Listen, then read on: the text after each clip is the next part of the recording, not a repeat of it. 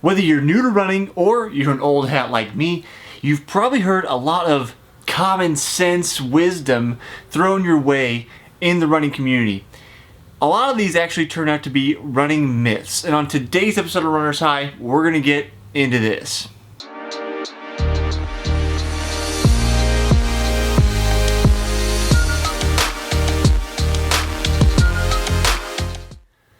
If you haven't been here with me on the channel before, I'm Jesse Funk. This is a show I like to call Runner's High, and today we're going to talk about running myths. Now, you may have heard a lot of things, and some of them are well-intentioned things that you've heard from other runners, but not all of them are actually what you should be listening to. The problem here is that we like to listen to things, they sound good, we repeat them, but we don't actually check the veracity of them. So here's going to be 6 running myths that really need to be debunked and just thrown out. Myth number 1. Forefoot running is the best. Now, if you've been on this channel for any amount of time, and if you haven't, hit that subscribe button, stick around, check out some other videos. You know I talk about running form from time to time. I've actually done a little bit of analysis on myself where I went out, shot some video, came back, kind of do slow-mo and talk about what's going on. Now, I have moved to a 4 midfoot kind of strike after I adjusted my running. I had very awkward and injury-prone running tendencies for a long time in my career, so the switch has been good for me. But that does not necessarily mean that forefoot striking is the best thing for everyone. And it comes in kind of a different variety of facts and figures and research, but the large thing here is that it doesn't matter where you strike so much as that your foot is underneath your body. There's been research that shows if you're not running anywhere near like a 5-minute mile, then anything less than forefoot striking, midfoot or heel, can be more efficient potentially than that forefoot striking. And I think that has to do in part with the extra stabilization, and because when you are striking with mid or heel, then you're going to have longer ground contact time, and ground contact time is related to your speed. One of the guests on the Smart Athlete podcast, my other show on this channel, talked all about ground contact time. He did a whole series of research articles for me. So I'll link to the episode with Marco here at the end of this episode, but know that you do not have to forefoot strike. And I will emphasize that in that running video that I did on my running form here on the channel, that it's about striking underneath you, because what comes along with heel striking and why I try to advocate against it is that there's often a raised amount of injury or a greater risk of injury because you're heel striking. And that is because when you heel strike often, that means that you're putting your foot out in front of you and braking. And this braking motion jars your skeletal system, and jars your muscular system, all these kind of things, and leads to potential injuries. So that's myth number 1. Forefoot striking is not the best way to go, but it is important that you land underneath your body, underneath your center of gravity, so that you can not end up with all those injuries that you're potentially going to get from that heel striking. Right along those lines, running myth number 2, and I guarantee you've heard this from a well-intentioned family member. I know I've heard it, I don't know how many times, and that is running destroys your knees. This is not the case in the slightest. Now, let me give a caveat here, because I got my father into running, and he was in his late 50s, early 60s when I got him into running, and he actually did end up kind of messing up his knee from running. Now, that being said, my father has terrible running form and does what I mentioned previously and smashes his heels into the ground very, very, very hard.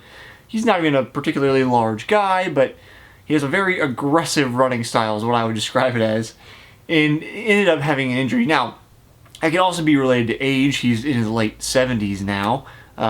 So, those things can be related, but running does not necessarily destroy your knees. A repetitive impact to your skeletal system certainly can, But again, when you have that better running form, when you have that kind of forward lean, you have that strike underneath you, under your center of gravity going on, all of those things are not going to lead to destroyed knees. On the contrary, I've actually seen plenty of studies, and this was first prompted by one of my coaches in college. His name was Doc, retired economics professor. He brought this study to us and basically said, don't worry about people saying, hey, your knees are going to be destroyed, because there's evidence that it actually can help your knees be stronger later in life. And now let's think about, well, why is that? If there's these two outcomes where you could potentially destroy them or you could potentially end up with better knees, how does that work? Well, as mentioned, with destroying your knees, if you have that bad form, you're heel striking out front, you're jarring that skeletal system and creating this impact over and over and over again, that's going to lead to potential deterioration in your skeletal system. But what we know is that tendons, ligaments, all those kind of things, they go stronger with repetitive impact that isn't, I'll say concussive, but it isn't going to be damaging enough to lead to tears. So you actually have to take time for those things to get stronger, for your muscles to grow stronger, and to not have those be a weak point. But putting that repetitive impact, a light repetitive impact, which is what running is, because we have up to 9 times our body weight on every impact during a run cycle, every step. That kind of impact forces our body to adapt. And that adaptation can lead to those joints, ligaments, tendons, all those things being stronger and more reliable over time if we're not treating them in such a way that they're going to break. So that's where I come back to running form is important, again, with myth number 1, not necessarily forefoot running. I know all about that. That's a story for another day about switching from heel to forefoot and injuries and all that kind of thing. But having that good form where you are landing underneath your body is going to contribute to better knee health over time versus destroying your knees like that well-intentioned family member wants to tell you about. Myth number 3, and I am very susceptible to this as well, and that myth is you can eat anything. Now, if you started running like me when you were young, I started when I was 12, and if you want to talk recreational sports, even younger than that, but competitive running when I was 12, young people can often supposedly, or what it seems like, eat anything and be impervious. And if you couple that with running, you have this very high caloric intake where you just start trying to pile things in your mouth as much as you can because you need so many calories. So it seems like you can eat absolutely anything. But now ask, early 30s me, that is simply not the case. And I probably could have benefited myself earlier on had I taken more time to try to get a better diet going on, getting more nutrients, all those kind of things. The thing is that calories in, calories out is basically an equation that we can't overcome. If you eat anything, that means the likelihood that you're eating junk food because you're saying, I can eat anything, goes up, right? That's our tendency. We like sweets, we like treats. I certainly do. And if you eat those things, they're often more calorie dense, which means you're probably going to tend towards taking in at least break even or too many calories, which in turn means you're going to put on body fat and slow down. Ask how I know. I'm in the cycle of trying to go the opposite direction right now. The thing is that we can eat more than the average bear, but that doesn't necessarily mean we can eat absolutely anything. And it's not optimal to eat absolutely anything because our bodies need a lot of nutrients, need a lot of nutrition, all those kind of things. Now, I'm not a registered dietitian, but I have spoken to a number of them. Subscribe to the channel if you're still here with me on the Smart Athlete Podcast. Check those out. Smart Athlete Podcast Season 2. The first one comes to mind is Sarah Slichter. She specializes in runners specifically and focuses on intuitive eating, which is kind of a nice listen to your body way of figuring out, hey, I actually do want the vegetables now. Cake is maybe not the best option. So know that, no, you cannot eat absolutely anything, but we do have a little more latitude because we burn a few more calories than somebody who's just sitting around all day. Number 4, and this is one of my personal pet peeves. There is a best running shoe. I'm just going to say it straight out. This is bullshit. Anybody who tells you there's a best running shoe is out of their minds and they don't know what they're talking about. There simply is not a single best running shoe. Anybody who reviews shoes and is worth their weight in salt or gold, depending on where you are and I guess what period of history you're in, whatever's more valuable, they will know that there's no single one best running shoe. I actually kind of find it silly in some ways that there are shoe reviewers and they're a single identity person who says I review all shoes, because my experience with all shoes is going to be different from your experience with the same shoes, because we have different bodies, we have different needs with our gaits, we have different mileage requirements, we have different comfort levels. All of these things lead to it being basically impossible to have a single shoe for everyone. Not to mention our feet are different shapes. That's why there's different shaped shoes. It's called a last, which is basically the foot form they build a shoe on, but that leads to different shapes of those because we have different shaped feet. I worked in a shoe store for a number of years, fitting shoes for people who run and people with medical conditions. So I saw the gamut of, needs in the shoe department, and I guarantee you there was not a single one best shoe. And people would come in. I worked for a particular brand store, and they'd say, tell me why this brand is the best brand. And I would say every single time, it's not. It's not. Even when I worked there, and I'm not sure whether the owners like that or not, but I wanted to be honest. It's not. It may be the best brand for you, but it's not necessarily the best brand. That's why there's so many shoes. No one product works for everybody. That's something I experienced here with Solpre. The products we make, we do our best to make them great for as many people as we can, but we know no matter what we make, no matter what category we're in, no one solution is perfect for everybody, and that is shoes included. So I've got plenty of videos on shoes. If you want to know more about shoes, hit that subscribe button. Do a little search on the channel. I've got lots of shoe videos talking about how they fit and all that kind of stuff to help you find the right shoe for you. But let's get on to our next running myth. Myth number 5, good runners or fast runners are skinny.